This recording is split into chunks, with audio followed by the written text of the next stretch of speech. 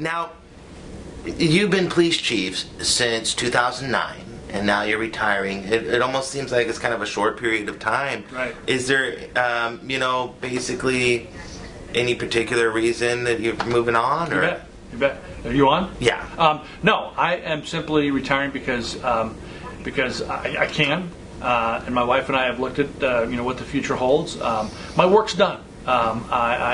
Typically police chiefs, a leader in any organization is 3 to 5 years, and I've run the department for over 3 years as its full-time chief, and it's just simply time to do something different. There are no issues, there's no concerns. This department is well positioned, it's well placed to move forward. I've got an excellent command staff. I've been able to promote some individuals in leadership positions, and this department, nationally accredited police department. Only 23% of all police agencies across the United States are nationally accredited, and this is one of them. And so this department's well positioned. I'm passing the baton off to somebody who's inheriting a well-run, a well-managed police department. There are simply no issues other than their staffing issues and our crime issues and those kinds of things. But this is just time for me to move on. 28 years. Is it almost like...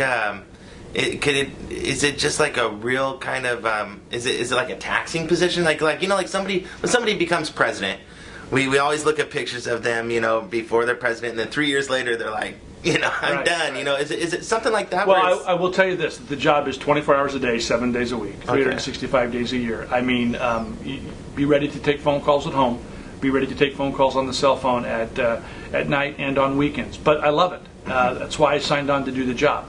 So is it taxing? It's both taxing and rewarding at the same time. But I've loved every minute of it, but it's just simply time. So I'm not leaving a problem. I'm not worn out. I'm not exhausted. It's just an opportunity for me to rekindle a relationship with my wife. We're going to celebrate our 25th wedding anniversary next year, and just do some things that we want to do.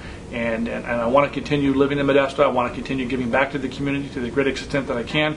But it's just time for me to move on. And like I said, it just seemed like the timing was right. Number one, I was eligible to retire. Number two, the department's well positioned. Number three, there's managers in place, there's leaders in place who will continue to lead the department forward. The right people are in place. The right people are here to lead us forward. And it's just time. It's just simply time for me to close this chapter and write a new one. Now, since 2009, Modesto seems like it's every 2 or 3 or 4 years we get a big case that gets like national attention. Just earlier this year, we had that case with that teacher with the student type thing. Right. Since 2009, I mean, is there anything maybe on that reached that kind of national level, or anything that maybe was unique that you might want to comment on or remember, or like maybe what you were thinking? I mean, I'm trying to think, like 2009, like what else was there? I mean, it's just like every couple of years we get... Well, it's difficult for me to go back and think over the last 3 years what was a national event, but I think what we've seen in our nation is the news cycle is 24/7, and what used to take 3 days to get around the world now takes 30 seconds, it seems like. And so and we all have a thirst for news. We can turn on the TV and get news 24 hours a day.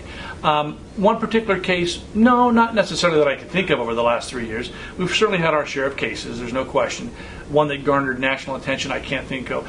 Probably the thing that has been the most difficult, the most trying for this department is that we have a community who expects a level of service, who deserves a level of service, and sometimes we've had some difficulty meeting that expectation because of our reduced staffing.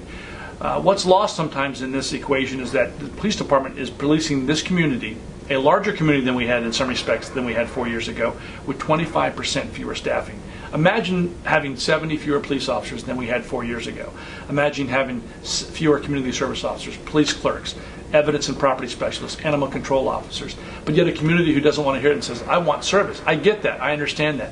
But you can only fit so many hundreds of thousands of calls a year with amongst 24 hours a day, 7 days a week with the staffing that you have. So it's been difficult. It's been an arduous task to maintain morale within the police department, to have the employees undergo concession discussions, pay's being taken away, benefits are being taken away, trying to get the job done with fewer people, not being able to get time off.